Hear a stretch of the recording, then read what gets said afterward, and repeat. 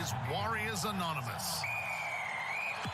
All right, it is bye week, and Warriors Anonymous is here to talk to you. Before we get into anything, make sure you get to warriorsanonymous.co.nz, get the merch, hook yourself up today, do yourself a favor, and look good when you're walking around the streets, around the house, around your mate's place, I don't know, wherever you want to walk or sit down, you'll look good anyway. Jared, Moneta, and Daniel here to have a look into a few things, even though it is technically a week off for our Warriors NRL team. Wait, did you say bye week because we have no game? Here he goes. He's going to try and get us cancelled again. Every year, he's trying to get us cancelled on bye week.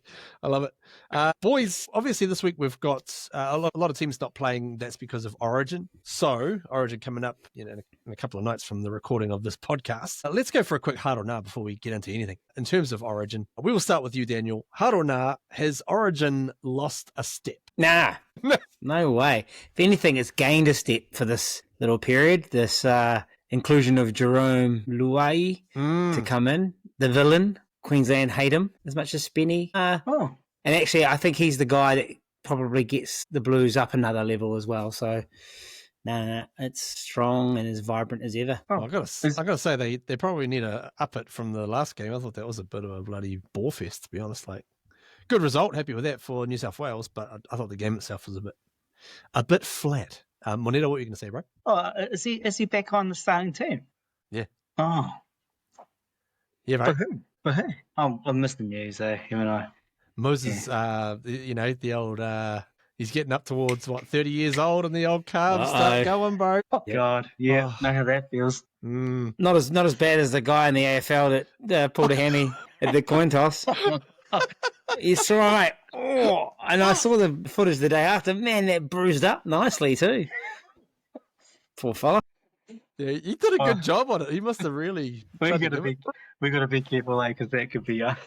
I'll pull a hammy just getting off the couch. But yeah, watch yourself, people. Limber up for life. If you're getting on a bit in years, just stretch as much as you can. Man. It was like last week. I just walked in to give the kids a bath, and I got random cramp, and I fell to the ground.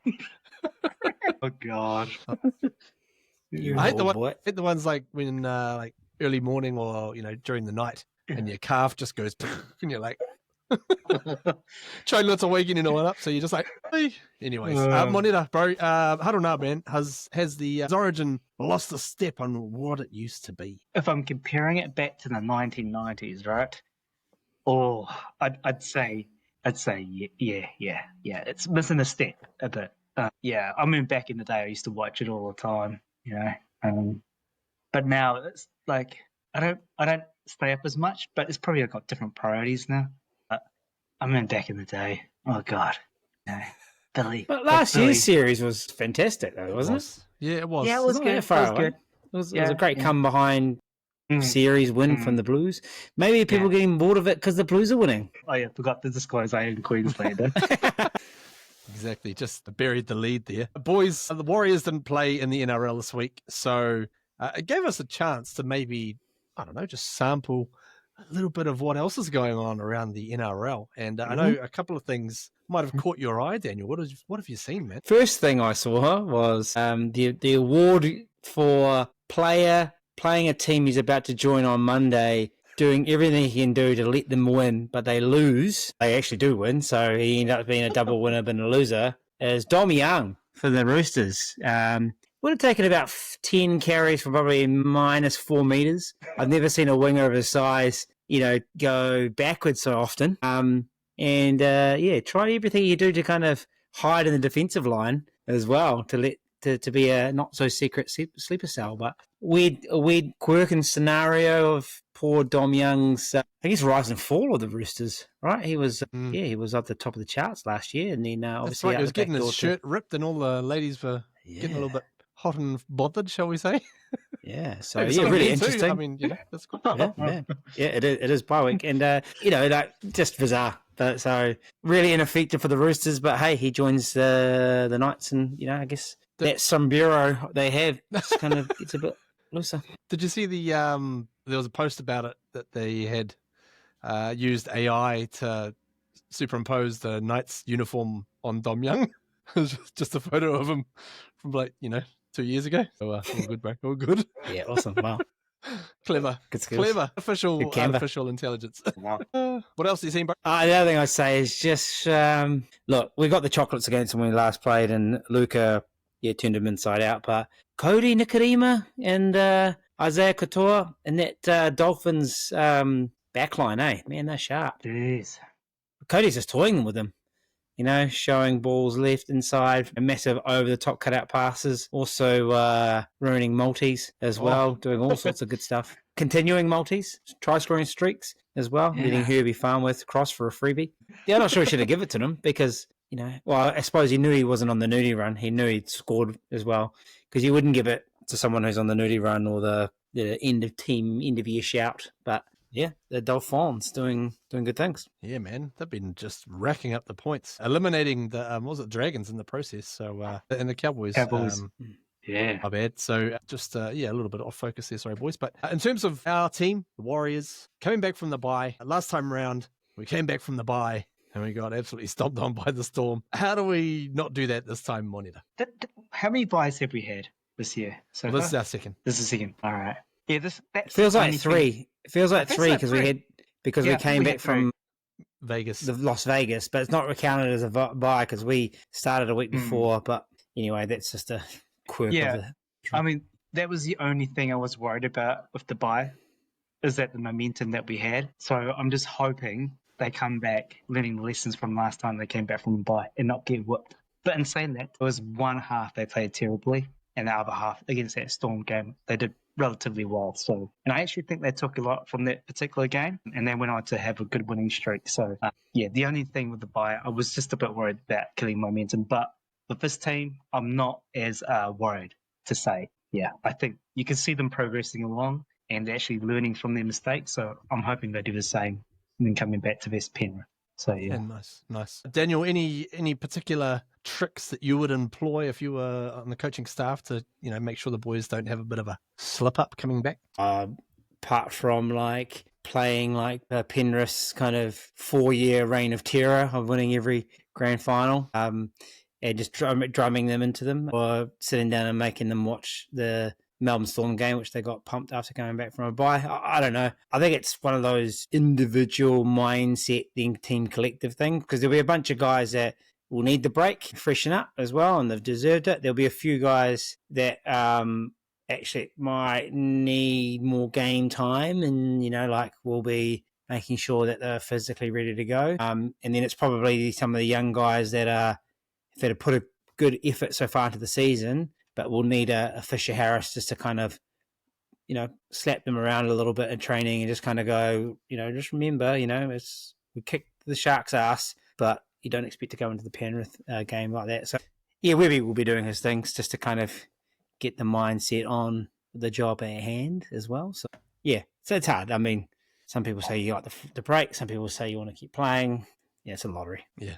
Tomato. Now, last week from our previous podcast episode, we had a good comment. Another one from Te Wharerangi J. Toria, who wanted to hear our best 17, our squads that we would pick if we were coach. So we've broken it on down. We've given each of our teams. We're going to have a look at the first one now, which is yours, Daniel. Just run us through your side. Hopefully I've got the spelling right because I did this about 5 minutes ago.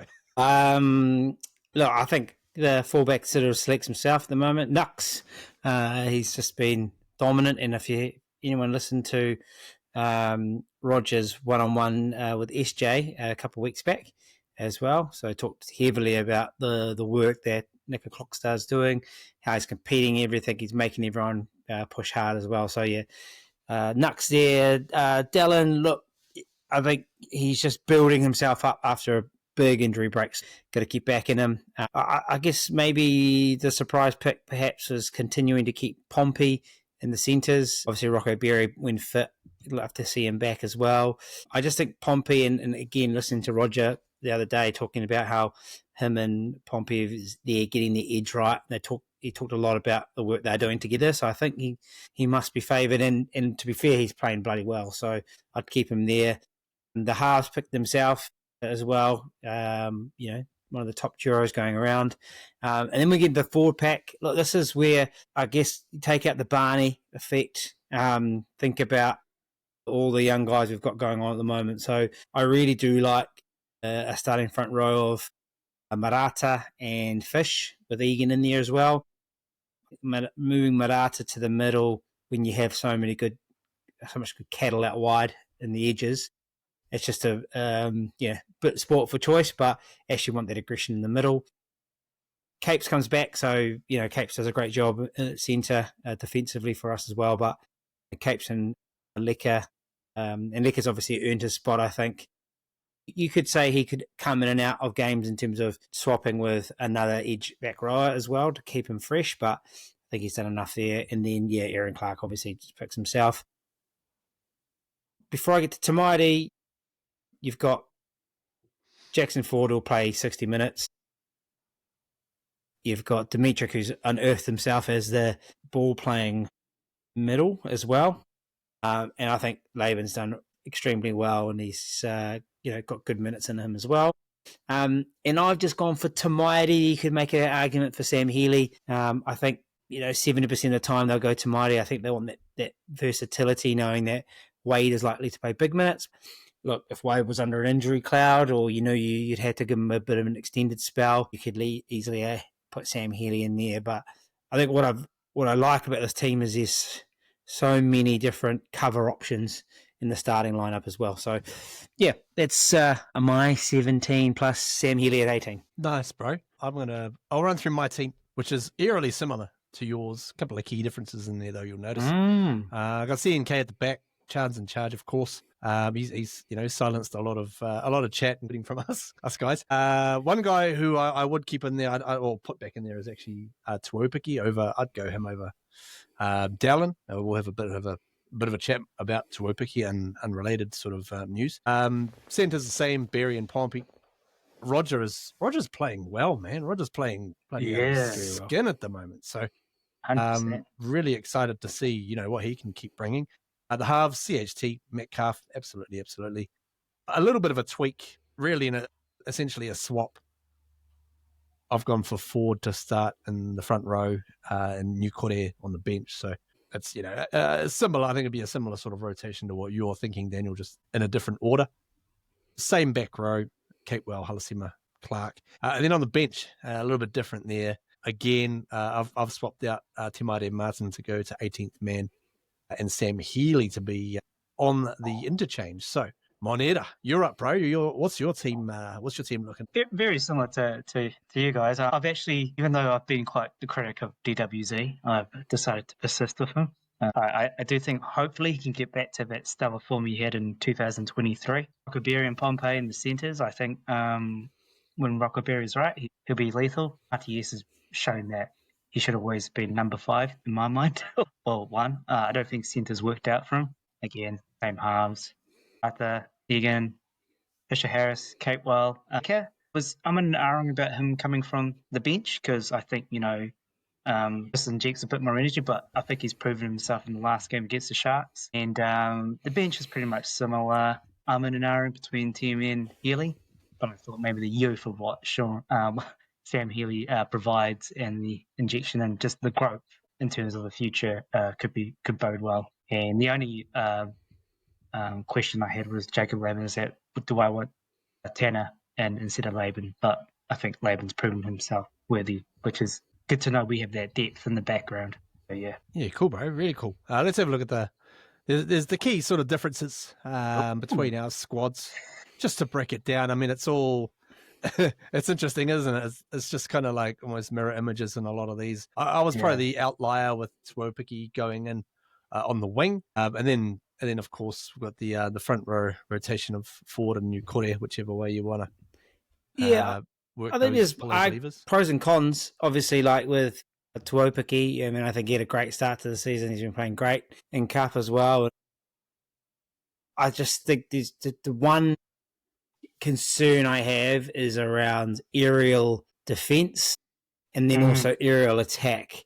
We are looking to score points through our kicks to the corner. They're not mega bombs, but they're those kind of high enough kicks to contest as well.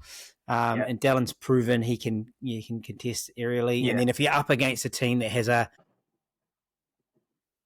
taller winger as well. That's just my concern is how he combats. So, and the last part is just really his ability. I mean, I think his strength is his ability to run in broken play, which I don't think anyone in the squad has. Slightly different, his ability to beat players in tight spaces like that as well. But then Dallin gives you that kind of that consistent carry out of the backfield. He'll run that hard one as well. So, yeah. Just to back that up, I think, I don't think he had, like the first 2 games, he was obviously quite rusty, but I think each game he's shown he's getting better and better. So I'm hoping with more game time, he just continues to grow, because I was expecting him to kind of go downhill after the first 2 games, but he's actually shown to get better and better. His defense still gives me a bit of worry, but his aerial game, his runs from the back, it's making those compensation for the props. I think it's been really good, but easily there could be there's a lot of pros for having Tuapiki in there too. Yeah, I mean, I'm going to go with the Daniel's mentioned about the vulnerability on the aerial defense. I'm going to highlight Dallin's vulnerability on the ground defense. I think Tuapiki's been a lot more sound, and he does provide. I think Dallin, if his sort of lane is shut down out wide, he hasn't really got a change of direction. And that's where Tuapiki, you've seen him get a couple of tries this year, and he's got it in him. So that's why I'll put the little fella, the danger mouse, in there in my team. But all good. So in terms of the front row, the difference between having Nukore on the bench or Nukore starting.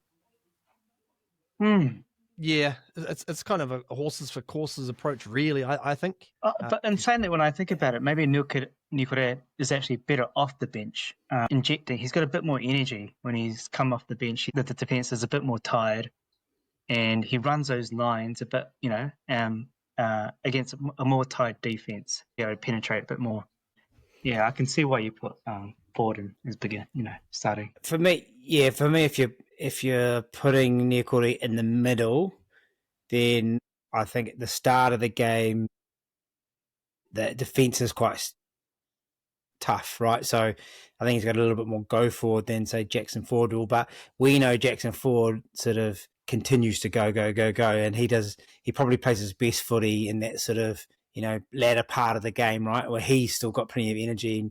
And I just, I guess you're putting him up against the interchange middles as well, and not the premier middles each team has. So I think you're probably going to get a little bit more of maybe he's going to be a bit nullified early on when there's sting in the game, but does his best work when those middles are tight, and he can just, it does what he does, right? Like, as soon as he comes in, he's like, he can play the rest of the game. That's how fit he is. For sure. And then onto the bench, which was our key difference in thinking, because it's an interesting debate, and I think we can probably all see either side of the coin here. Dan has opted to stick with Te Maire Martin in that number 14 role. I would opt for Healy. Moneta was funny because initially he'd gone for TMM as his number 14. With a late minute sort of flip because he wanted to be different to Daniel's, so he ended up being the same as mine. So that's all good.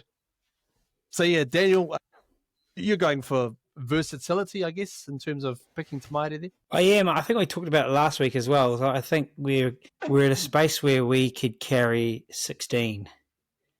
And I guess we've got enough minutes in the legs of the team. Gone are the years where we're like, their ass is hanging out the back of them, and like get some fresh legs on.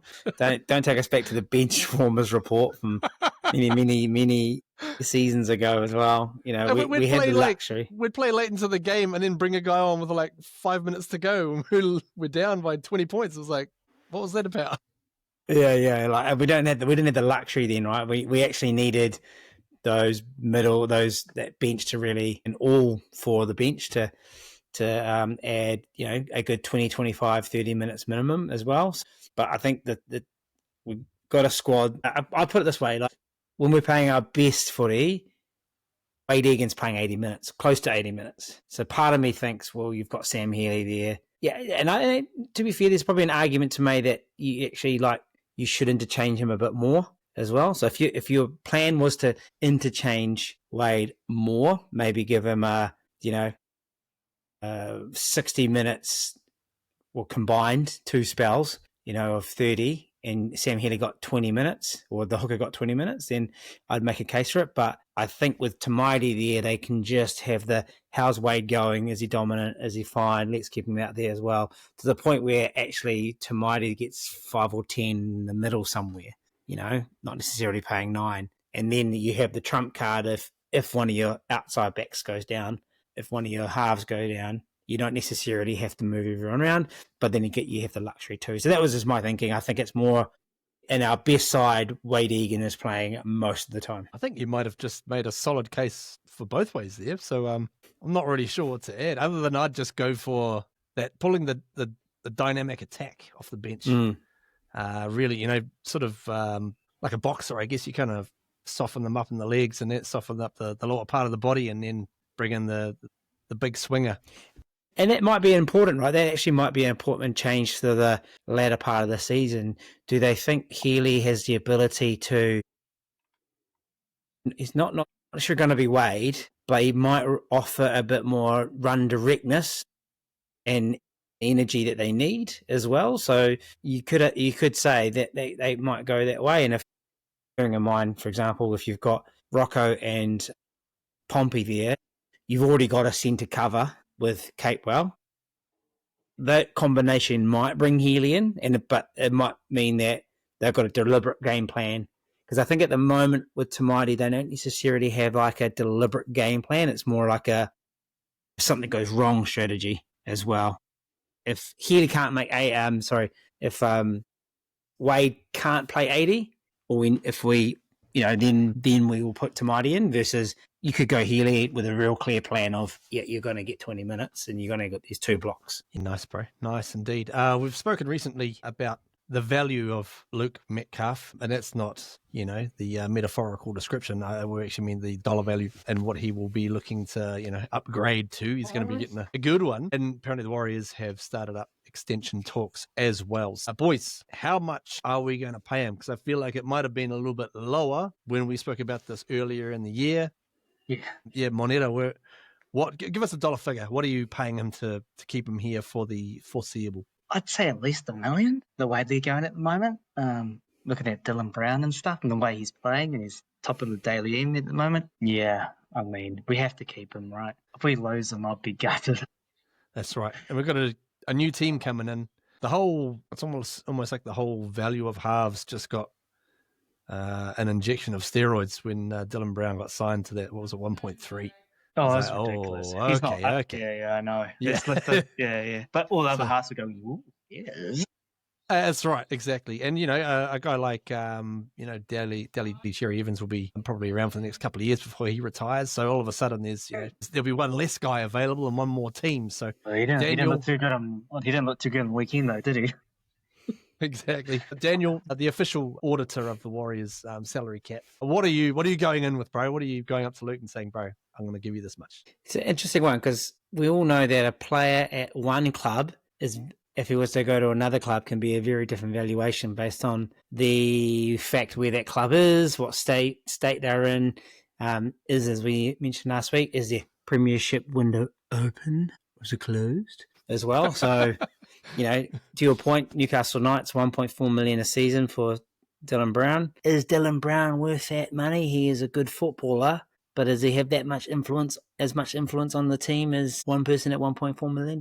I don't think so as well. So I think Luke will be prepared to take, and I don't want to say the term of market unders, but he's not going to take, look, put it this way, he could go to one of those for 1.34 to the new franchise for that sort of money, but he just played his days being a fairly good footy player in a team that might struggle versus, maybe the Warriors can get him on SJ money back in the day, making the $1 million man. And then, he's got every chance of playing finals footy for the next 4 or 5 years. What's your figure? One. One flat? All right, nice. Yeah. I'm thinking about the same, bro. 5-year deal. 5 million. 5 mil. Ooh wee.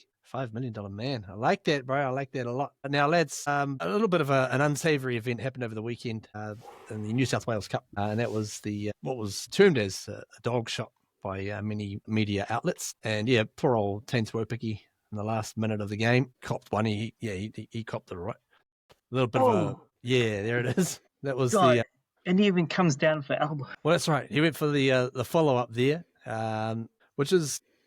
I find this a very interesting. Obviously, there was a bit more of extracurriculars for quite a while after the tackle as well. A lot of concern as well for Taine.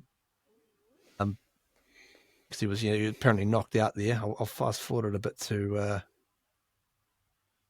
what happens here in the wash up. Where are we? Oh, they still get. It was quite a bit. I saw a couple of the Warriors boys get fired up about it, obviously. So this is where the referee sends him off. And Taine is obviously walking off as well, under his own steam as well. So credit to the little fella for getting up and going again. But here's a slightly slower vision of it. It's not great. It's kind of grainy, the best footage we could find. And then I've slowed it right down. This is to the 25% speed on far. There you go. So interested to get your guys' thoughts, because there's been a really divided opinion on it. Majority of Warriors fans have all been really getting stuck into it and saying it was atrocious and that sort of thing. Daniel, bro, tell me what you're seeing when you see this vision. I'm seeing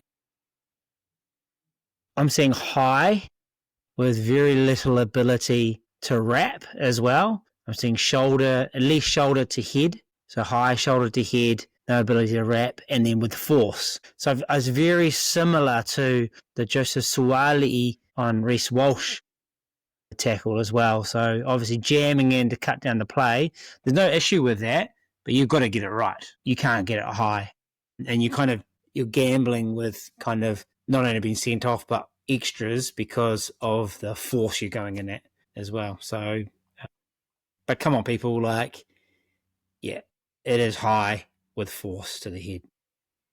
Let's have a look at it there again. Moneta, what are you thinking, bro, when you catch that? Well, I'm just thinking if Tuopiki's okay. I mean, obviously he just crumpled straight away to the ground, and that's definitely high. He was sent off, so yeah, I guess I'm just thinking, hope he's okay and he's not out for too long, Tuopiki, because that did not look good. Yeah, he'll be off getting a week. At least, maybe a week's rest. Taine, that is, the paramedic, I'll probably get a little bit more of a rest. But I'm slightly different on this. I kind of, I don't know, people who were at the ground said he got him in the head. But I've kind of looked at this quite a few times, and I'm sort of trying to look at where the point of contact, especially on this replay here, and I've got this actually a bit lower. I've got this more at the top of the shoulder kind of area, and more like sort of whiplash kind of gets Taine on that. But I don't want to. I honestly can see both sides of the coin on this, and I do note that on a lot of pages, a lot of people are saying, fair shot, play on. I don't know if I go that far, but I just I thought it might have not been quite as bad. I think it might have been closer, than a lot of people would have maybe thought. And also the as you mentioned as well, Daniel, about the Joseph Suaalii tackle. I actually felt sorry for Joseph on that one because I felt like Reece slipped over it, but that's it's also the duty of the tackler to know, and rugby, love or hate it, they have a really good understanding around that as well. There's a couple of head clashes as well, and people say, "Oh, it's just a head clash." It's like, no, it's the defending player who's looking to make a tackle. They are in a sort of unsafe position as well. So, and partly it's because they don't want to let the person get past them. If they were in a little lower, more tackle position, they might have got brushed off. So it's that whole kind of, you're not necessarily in a position to kind of safely do what you need to do. I think the issue you've got, and this is a bit of a bugbear for me, is when you jam like that, and then you don't seem to get around and wrap as well, it kind of actually turns it into like a shoulder charge. People will say it's not a shoulder charge because he was trying to, but because you've come up so fast, you are hitting them at the point as well. So that was banned from the game because of the ability, the force it created. And that's, as you say, to your point, he might not have hit him in the shoulder to the head or chin, but it's the force has created the whiplash. And that's people that have had head injuries or concussions from any sort of the contact sport. It's not necessarily being hit in the head. Sometimes it's the whiplash. It's the force that creates that, because that's basically smashing your brain against the back of your skull. So that's that movement as well. So yeah, it's they're difficult. I think you're always going to be in trouble. You rush and something happens, you're going to be in trouble. Yeah, Daniel, you also spotted something as well that I had no idea about. In terms of the coverage by, I think, was it Fox League? Fox League, yeah. I was just checking out Fox League as I do for my NRL news updates. And I wanted to actually see this incident again, because it popped up saying Tuopiki, disgusting act as well. And then, just noticed that when I went to click into the Fox League news article, it had the Warriors Anonymous WA replay logo as well. So the boys, Jed's handiwork made it all the way to Fox NRL News. We made it. Boys, what an exciting time. Hilarious too. Absolutely hilarious. Speaking of time, we've actually run out of all of it. So we were supposed to look into the Panthers game. Let's go like 30 seconds each, boys, before we jump out, because I'm about to get shut down by the wife. Moneta.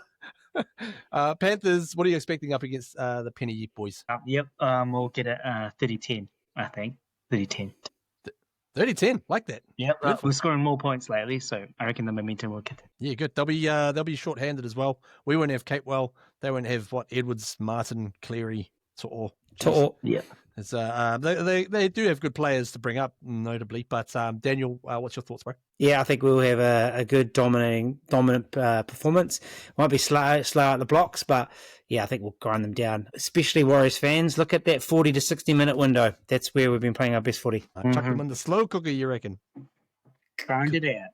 Yeah, thanks everyone for watching. We will catch you next week to wrap up the Panthers game, which we didn't really preview. Other things, Warriors, whatever else is going to be happening, because it's always all go right here on Warriors Anonymous. Thanks for tuning in. Up the wires. Go! The Warriors. La cucaracha, ya no puede caminar.